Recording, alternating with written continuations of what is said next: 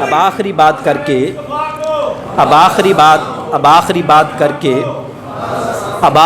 کر کے میں اجازت چاہتا ہوں، وہ یہ کہ شاہ صاحب کی مسجد میں یہ میں نے پہلی بار بات کی تھی، اب یہاں پہ آپ کے سامنے یہ کر کے اجازت چاہتا ہوں کہ نبی صلی اللہ علیہ وآلہ وسلم کے والدین کے بارے میں احادیث نبویہ سے بعض مفسرین نے استدلال کیا ہے کہ نبی صلی اللہ علیہ وآلہ وسلم اس کی آپ ان کے والدین کی شفاعت فرمائیں گے۔ یاد رکھ لیں کہ شفاعت کا مطلب یہ ہرگز نہیں ہوتا کہ جو گناہ گار ہو اس کو ہی شفاعت ملے۔ علماء کرام یہاں موجود ہیں، یہ ہرگز مطلب نہیں ہوتا کہ شفاعت صرف گناہ گار کو ہوگی، نہیں، اس کا مطلب یہ ہوتا ہے کہ شفاعت ہر مومن، حتیٰ کہ بخاری شریف کی یہ حدیث پاک بھی ہے کہ ہر مومن، ہر مسلمان وہ بھی شفاعت کا طلبگار ہوگا۔ تو یہاں پہ بعض بدبختوں نے یہ عقیدہ گھڑا، نعوذ باللہ من ذالک، یہ کہ جی نبی صلی اللہ علیہ وآلہ وسلم کی ذات گرامی یہ جو فرما رہے ہیں کہ اپنے والدین کے لیے میں شفاعت مانگوں گا، اس سے مراد یہ ہے کہ جی وہ نعوذ باللہ من ذالک گناہ گار تھے اس لیے شفاعت مانگی جا رہی ہے۔ ہرگز مطلب نہیں، وقت نہیں ہے میرے پاس، ورنہ اس میں بیسیوں اور احادیث ہیں، دلائل ہیں۔ میں یہاں پہ قرآن پاک کی جب آیت آ جائے تو سب جانتے ہیں وہاں پر حدیث کا مقام پھر نیچے رہ جاتا ہے، عمل قرآن پاک کی آیت پر کیا جاتا۔ اب اس آیت سے ہم استدلال کرتے ہیں مقام والدین مصطفیٰ بروز حشر کیا ہوگا، اس کو بڑی توجہ کے ساتھ سنیے گا اور آپ کی پھر سبحان اللہ بتائے گی کہ آپ کو کتنی خوشی ہوئی۔ اللہ پاک نے سورہ رعد کی آیت نمبر 23 کے اندر ارشاد فرمایا، سورہ مومن کی آیت نمبر 8 کے اندر اللہ پاک نے ارشاد فرمایا والذین آمنوا واتبعہم ذریتہم بایمان الحقنا بہم ذریتہم، کہ فرمایا کہ اور وہ جو لوگ ایمان لائے اور انہوں نے پیروی کی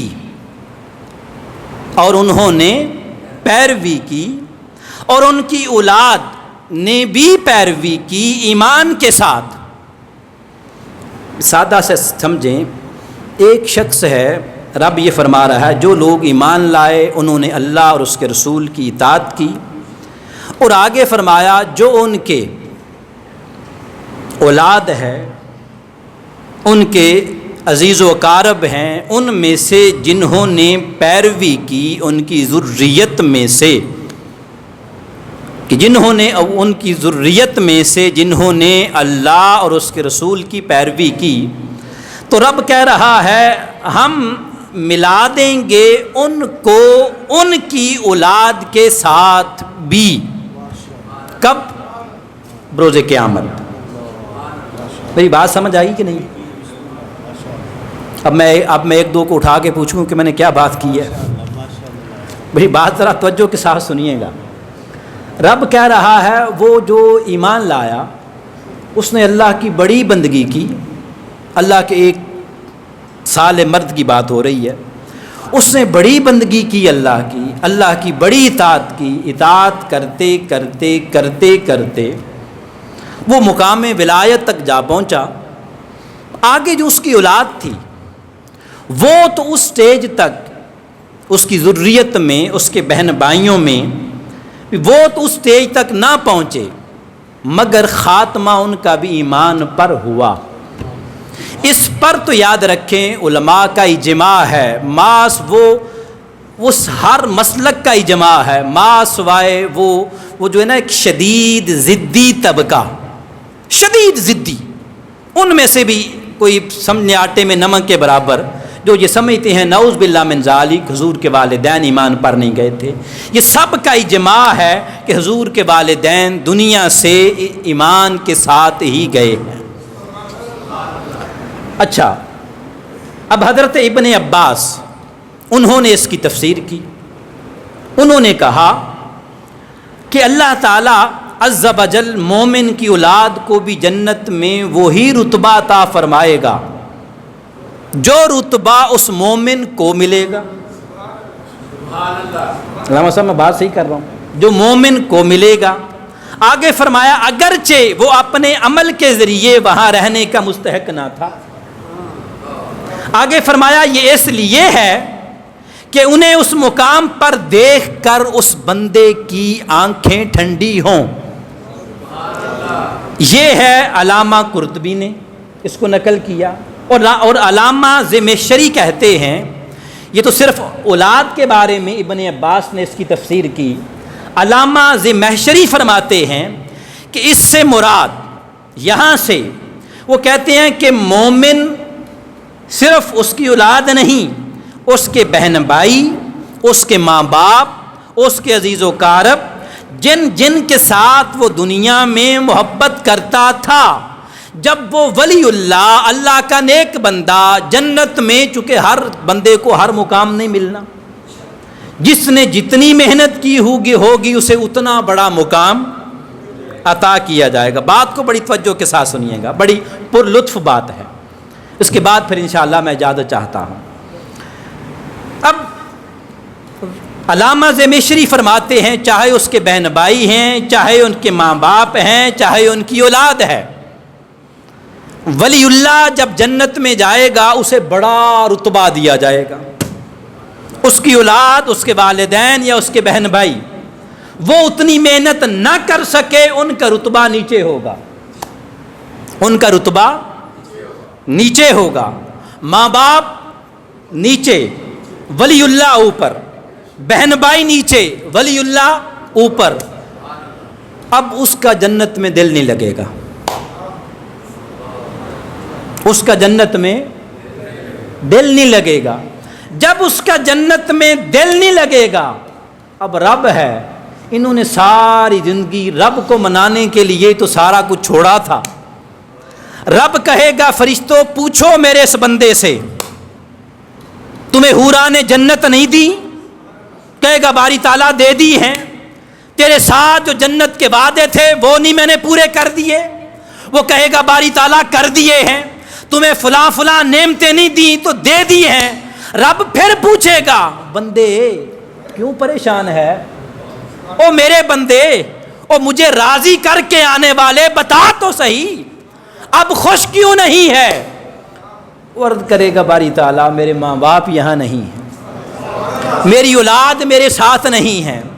رب فرشتوں کو کہے گا فرشتوں میرا بندہ دکھی ہے، پریشان ہے، اس کا جنت میں بھی جنت کی نعمتوں کو بھی دیکھ کے دل نہیں لگ رہا، اس کے جو جتنے جو جن کو یہ چاہ رہا ہے ان کو بھی اسی مقام پر لے جاؤ، ان کو بھی اسی مقام پر لے جاؤ، تاکہ میرا اب میں یہ کہہ رہا ہوں کہ کوئی حدیث کی طرف ابھی نہیں، الحمدللہ ہم سب کا اعتماد ہے حدیث پر، ہم لوگ سر نگوں کرتے ہیں، مگر سب سے پہلی دلیل قرآن ہے۔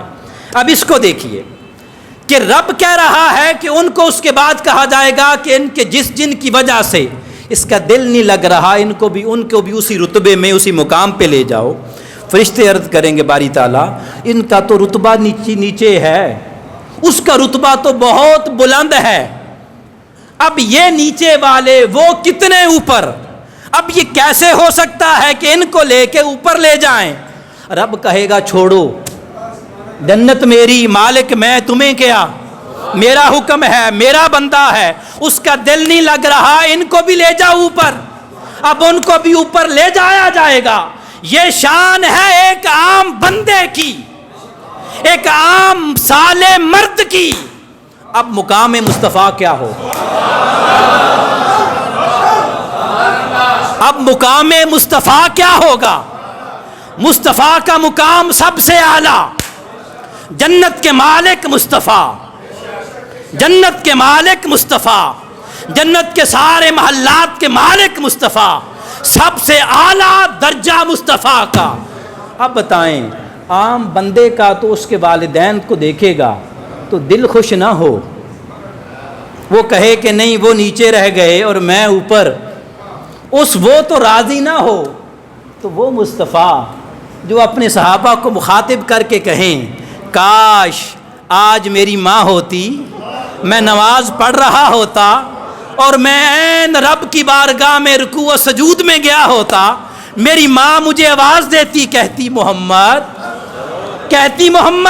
صحابہ کو کہہ رہے ہیں، اور نماز کس کی؟ تاجدار کائنات کی، وہ کہہ رہے ہیں مجھے کہتی بیٹا محمد، فرماتے میں نماز توڑ کر ماں کے پاس چلا جاتا۔ اب سوچیے اس قیامت کے دن کا منظر، قیامت کے دن کا منظر، حضور کے والدین اٹھے ہیں، پھر ایک تو یکجا ہے نا، ایک تو یکجا کیا ہوا ہے رب نے وہاں پر، اور میں بلیو کیجیے آج میں سوچ رہا تھا، میں نے کہا کہ ہر نبی پہلے پہنچ جائے گا، تو جیسے رب نے حضور کے والدین کو مکہ میں تنہا نہ رہنے دیا، اپنے مصطفیٰ کے پاس مدینہ میں بھیج دیا، ایسے ہی میں سوچ رہا تھا، بس میرا وجدان کہہ رہا تھا کہ نہیں، جب حضور کو اٹھایا جائے گا تو ساتھ آپ کے والدین کو بھی اٹھایا جائے گا، جیسے حضور کو جبہ پہنایا جائے گا حضور کے والدین کو بھی پہنایا جائے گا، کیونکہ عام بندے کا تو دل نہیں لگتا، حضور کا دل کیسے لگے گا؟ حضور کو خوش کرنے کے لیے تو اللہ نے آپ کے والدین کی قبریں وہاں بنوا دیں، اب حضور کو خوش کرنے کے لیے رب کہے گا مصطفیٰ کیسے ہو سکتا ہے کہ تو جائے تیرے والدین نہ جائیں، تیرا دل پیارے کیسے لگے گا؟ فرمایا جائے گا اے مصطفیٰ، اے فرشتوں، جہاں میرے مصطفیٰ کو جبے پہنا رہے ہو، سواریاں دے رہے ہو، عبداللہ اور آمنہ کو بھی سواریاں دو، یہ بھی مصطفیٰ کے ساتھ ہی میدان محشر میں چلے جائیں، جب وہاں پہ چلے جائیں تو پھر رتبہ سب سے اعلیٰ مصطفیٰ کا، حضور کا مقام کیا تھا؟ عَسَىٰ أَن يَبْعَثَكَ رَبُّكَ مُقَامًا مَحْمُودًا۔ بھئی پہلے میں نے عرض کر دیا، قرآن کہتا ہے کہ جو عام بندہ ہوگا، نیک ہوگا، صالح ہوگا، اس کا رتبہ بھی وہاں پہ جا پہنچے گا، وہ لے جائے گا، تو اللہ پاک خدا کی قسم حضور کے والدین کو بھی وہی رتبہ عطا کرے گا، اور جب رتبہ عطا کرے گا، میں ہوں یا آپ ہوں، میں ہوں یا آپ ہوں، ہم سب تو یہ کہیں کہ سب سے پہلے بات میرے والدین کی سنی جائے، جو بھی تھوڑا سا احترام کریں۔ آپ ذرا یقیناً بتائیے، جب حضور صلی اللہ علیہ وآلہ وسلم شفاعت کا اذن بچائیں، یہ جب حکم ہوگا کہ مصطفیٰ سب سے پہلے شفاعت تیری ہے، تو سب سے پہلے مصطفیٰ اپنے والدین کو نہیں دیکھیں گے کہ جدھر میرے والدین کہتے ہیں سب سے پہلے شفاعت کا ڈنکا ہی ادھر بجایا جائے گا۔ اللہ پاک آپ کے والدین کی عظمت کو سمجھنے کی توفیق عطا فرمائے۔ والسلام۔